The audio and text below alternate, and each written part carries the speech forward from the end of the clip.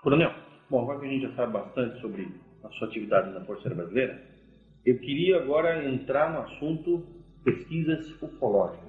A sua primeira participação na pesquisa ufológica oficial dentro da Força Aérea foi a Operação Prato ou já houve alguma coisa antes disso?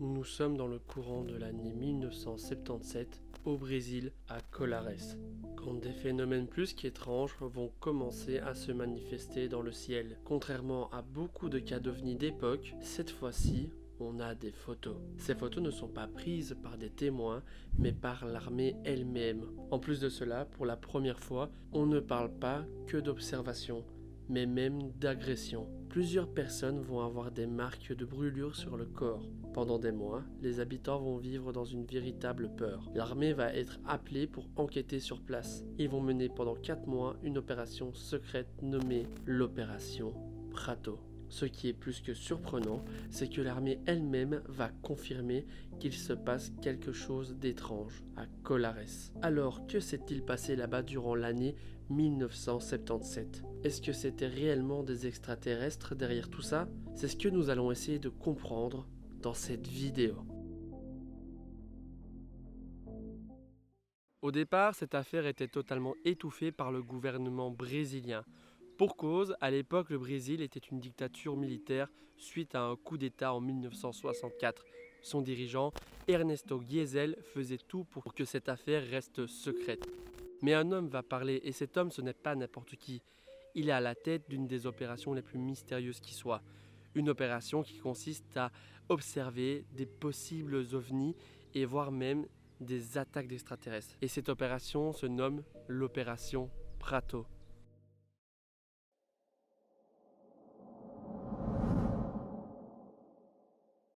Cette histoire est dévoilée au grand jour en juillet 1997, car le capitaine Jurangé Hollanda, qui était à la tête de l'opération Prato, va décider de parler à un journaliste, Ademar Guevart, pour le journal Revista UFO. Et dans cette interview, il ne va pas dire des choses banales, il va parler d'observations d'ovnis par l'armée, des photographies faites par lui et son équipe, et il va même relever des témoignages de personnes qui disent s'être fait attaquer par ces ovnis. Tout cela se passe à Colares, dans la région de Pará, au Brésil. Le capitaine Hollanda va lui-même confirmer qu'il a vu des objets volant dans le ciel qu'il n'arrivait pas à identifier. Lui, il en est sûr que ce qui s'est passé là-bas n'a rien de naturel et est plutôt surnaturel. Mais bon, comment cela a débuté? Tout d'abord, c'est des habitants qui ont commencé à dire qu'ils voyaient des lumières un peu bizarres dans le ciel, et au fur et à mesure, des gens ont commencé à dire qu'ils ont été attaqués. Mais ce qui est encore plus étrange, c'est que les personnes ne se connaissaient pas du tout, et elles étaient même des fois éloignées de plusieurs kilomètres. Fait étrange, c'est qu'en plus les personnes qui disent s'être fait attaquer ont tous la même trace plus ou moins aux mêmes parties du corps, soit c'est sur la poitrine, l'avant-bras ou le cou. Ces traces ressemblent plus à une morsure ou une brûlure, on ne sait pas encore trop ce que c'est et encore maintenant on ne sait toujours pas ce que c'est, mais ça a été en tout cas photographié à l'époque. Et en plus de cela, les personnes qui ont été attaquées ont tous les mêmes symptômes, des sensations de chaleur intense, une anémie sévère et des vertiges assez prononcés. Dans cette interview, il va dire plein d'autres choses, mais je ne sais pas trop parler le portugais, donc j'ai pas trop bien compris. Mais en tout cas, il va bien dire que ce qu'il a vécu là-bas dépassait l'entendement. Mais bon, 2 mois après sa sortie médiatique, le capitaine Hollanda va être retrouvé chez lui, mort, pendu. Beaucoup vont penser à un suicide, mais selon ses proches et sa famille, il allait beaucoup mieux depuis qu'il a révélé ce qu'il a vécu là-bas. Il était libéré, il se sentait plus vivant. Comment quelqu'un qui n'était plus en détresse psychologique et qui se sentait mieux aurait mis fin à ses jours comme ça subitement? Pour beaucoup de personnes, la théorie serait qu'il se serait fait assassiner par l'armée brésilienne suite au dérapage qu'il a fait. Depuis 1997, on ne sait toujours pas s'il a été assassiné ou pendu, mais ça reste quand même étrange que le capitaine Hollanda se soit suicidé 2 mois après ses révélations. En tout cas pour moi, je pense plus que c'est un assassinat déguisé. En vrai, ça reste fort probable selon ce qui s'est passé déjà avant, qui cachait un peu tout pour ne pas montrer leur faiblesse. Et en fait, grâce au capitaine Hollanda, en tout cas maintenant on sait ce qu'il s'est passé au Brésil et quelques documents vont être enfin déclassifiés. Maintenant, grâce au capitaine Hollanda, on sait ce qu'il s'est passé sur place à Colares. Au départ, les personnes disaient juste voir des objets volants dans le ciel, d'autres des lumières qui se déplaçaient de façon inexpliquée, et au fur et à mesure du temps, plus ou moins pendant 1 an, les gens vont sentir les choses s'aggraver. Car oui, dans cette affaire, ce qui la rend un peu plus exceptionnelle que les autres, c'est que des personnes vont être attaquées physiquement par ces ovnis.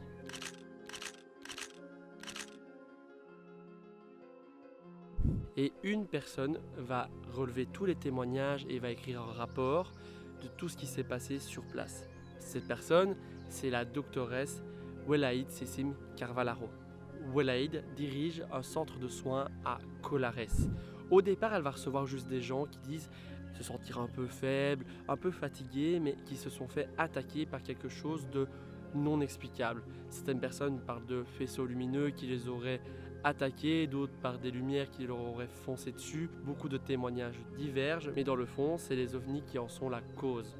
Welaïd au début va pas trop croire en ces témoignages et va penser plus que ça fait partie du folklore brésilien, car oui, il y a beaucoup de monstres et de cryptides au Brésil. Les gens ont développé une sorte de peur envers les monstres, voire même les vampires, et du coup, tout ça accentue un peu la panique à Colares et le nombre de témoignages qui sont pour la plupart des fois faux, mais il y en a quand même beaucoup qui sont vrais. Ce qui va surtout inquiéter la doctoresse, c'est les traces laissées par ces attaques d'ovnis. Car je vous ai dit, il laissait une sorte de trace de morsure ou de brûlure. Mais selon la doctoresse, ce n'est rien de naturel. Elle n'a jamais vu ça de toute sa carrière. Elle va décider de plus creuser et prendre en compte les témoignages des victimes. D'ailleurs, ces morsures, voire même ces brûlures, vont avoir un nom assez drôle. Les locaux vont les appeler les chupa-chupa, ce qui veut dire sucer, aspirer en portugais. Car oui, je vous ai dit, les cryptides sont là-bas très connus et ils vont directement penser à une sorte de Dracula brésilien. C'est un genre de monstre qui viendrait sucer le sang de ses victimes. Enfin bref, c'est que du folklore de là-bas. Welaïd va écrire un rapport de tous les témoignages qu'elle a pu avoir de la part de ses patients. Elle va vouloir transmettre son rapport à l'armée, mais l'armée ne va même pas prendre le temps de la calculer. Et ils vont même lui dire de ne pas parler et ils vont essayer de la faire taire sous la menace. Suite à cela, elle va donc décider d'en parler à personne et ça va rester un lourd secret pour elle. L'armée ne voulait absolument pas que cette affaire soit divulguée, ils étaient prêts à tout pour ça. C'est pour ça que jusque maintenant, on n'en a pas entendu parler. Et pour eux, ça tombait bien que ce qui s'est passé tombait dans une région un peu perdue, paumée au Brésil, où il n'y a pas trop de communication, surtout à l'époque où on n'a pas de téléphone, on n'a pas internet. C'était vraiment l'endroit idéal pour que tout cela reste caché.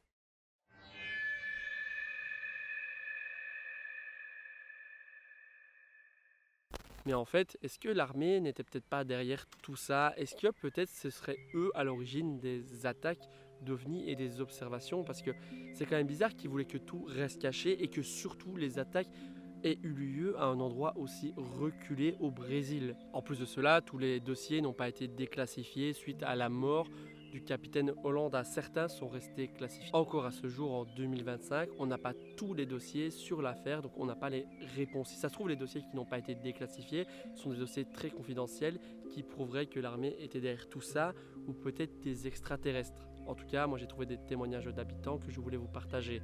Et j'ai décidé de vous en lire 2. Et le premier témoignage est celui de la doctoresse Welaïd. Elle a elle-même vécu quelque chose d'assez bizarre à Colares. En pleine interview, le journaliste va lui demander « Est-ce que vous aussi, comme le capitaine Holanda, vous avez pu assister à une manifestation des êtres de l'espace ?» La doctoresse va répondre « Oui, je les ai vus. C'était en après-midi, il y avait un vaisseau à plus ou moins 50 mètres d'altitude. À l'intérieur du vaisseau, il y avait un être qui mesurait environ 1,30 m.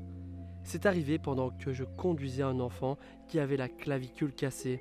Il volait tellement bas que je n'ai pas su réagir. Elle va même rajouter, ce n'était pas un objet plat comme un disque, mais plutôt un cylindre. Si ce qu'elle a vu était réel, ça confirmerait que les extraterrestres étaient bien à l'origine de ces phénomènes étranges. Le deuxième témoignage est celui de Maria Celeste Pereira. C'est le 18 octobre 1977, à 22 h, Maria a remarqué une lumière étrange à l'intérieur de sa maison. Elle a senti une grande douleur dans tout son corps, comme si elle avait été fortement comprimée. Une sensation d'engourdissement a également commencé à monter dans son corps depuis ses pieds. Elle a senti une forte chaleur s'étalant de son épaule droite jusqu'à sa tête. Pour Maria, elle a été attaquée ce soir-là par un faisceau lumineux venant d'un objet inexpliqué. Des témoignages comme ça, il y en a des dizaines et des dizaines. Mais bon, celui de Welaïd, pour moi, est un peu bizarre, car comment un vaisseau à 50 mètres d'altitude, tu peux observer un mec qui fait 1,30 m?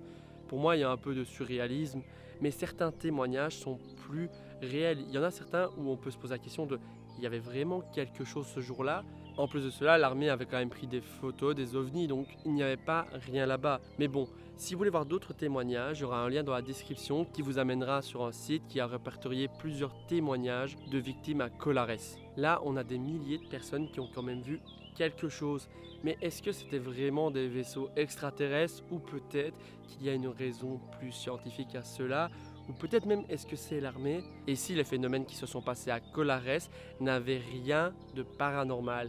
Et si ce que les gens avaient vu à Colares était une arme militaire ou une expérience militaire? Est-ce que vous connaissez la CIA? Bien sûr que oui, tout le monde connaît la CIA. C'est l'agence centrale de renseignement américaine. Et eux, ils trempent dans pas mal de théories du complot. Il y a un mec qui a fait une très belle vidéo, elle sera ici en haut à droite, c'est Mehdi Mathieu qui a expliqué un peu les complots de la CIA. Et la vidéo est vraiment bien expliquée, donc je vous invite à aller voir, c'est super intéressant ce qu'il a fait et c'est un super bon travail.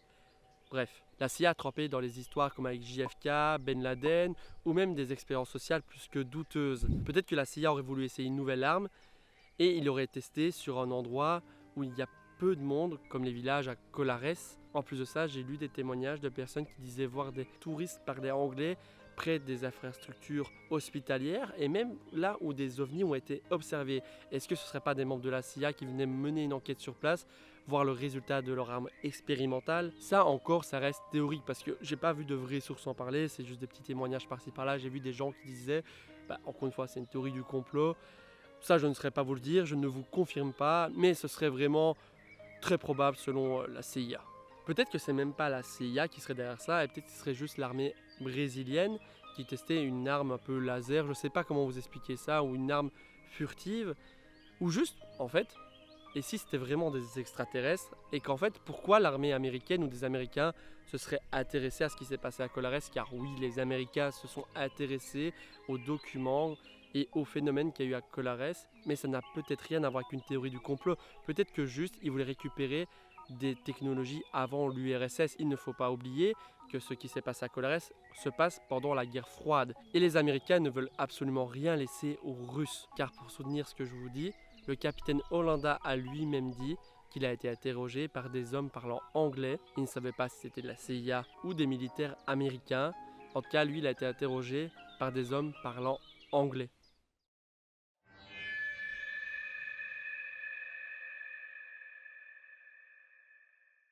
Et oui, si ça se trouve, ce qui s'est passé à Colares, c'est des observations naturelles. En fait, c'est ça, beaucoup de gens ne regardent pas trop le ciel et il suffit qu'un jour, ils regardent comme ça par curiosité et avec une lampe dans la gueule, Vénus peut ressembler à un vaisseau extraterrestre ou quelque chose qu'on ne connaît pas, comme une météorite ou un satellite. À l'époque, surtout que les satellites n'étaient pas connus, vous voyez un point blanc avancer dans le ciel, vous dites c'est quoi cette merde? Surtout à Colares où ils ne connaissent pas tout ça, forcément, c'est un endroit paumé dans les années 70. Mais il n'y a pas que ça, une des théories dirait que les observations d'ovnis pourraient être aussi des boules de foudre.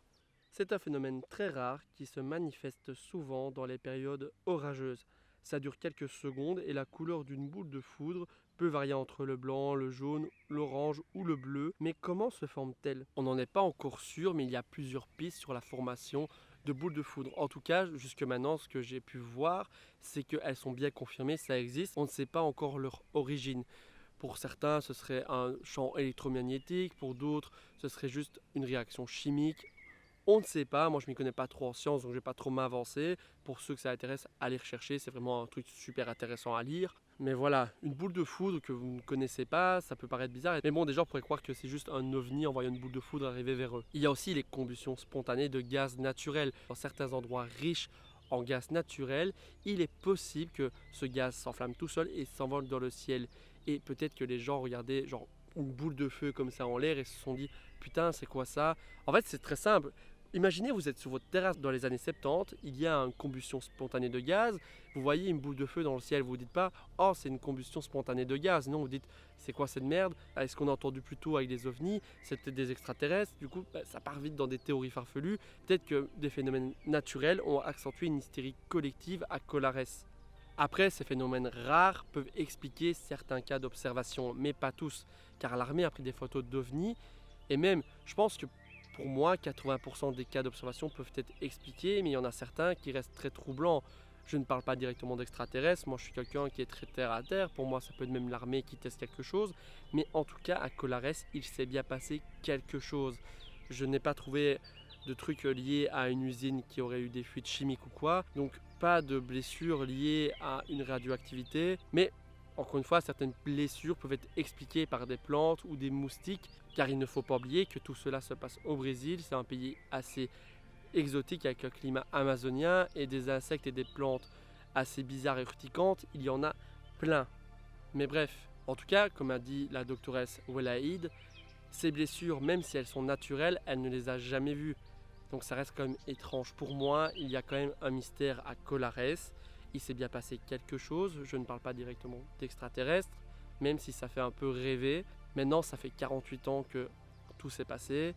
On n'en sait toujours rien. On ne sait toujours pas ce qui s'est passé sur place. Est-ce que c'est l'armée? Est-ce que c'est la CIA? Est-ce que c'est des extraterrestres? Peut-être qu'on ne le saura jamais. Ou peut-être qu'un jour, l'armée va décider de déclassifier et dire « Ouais les gars, c'est nous, on a testé quelque chose, on est désolé. » Mais en tout cas, moi j'adore ces mystères. En tout cas les gars, si la vidéo vous a plu, n'hésitez pas à liker, à vous abonner et commenter. Dites-moi un peu vos théories, ce que vous pensez de ma vidéo et est-ce que pour vous c'est des extraterrestres ou l'armée qui est derrière tout ça. Ça me fera extrêmement plaisir de lire tous vos commentaires. On se retrouve bientôt pour de nouvelles vidéos. C'était Toxidrone. Ciao!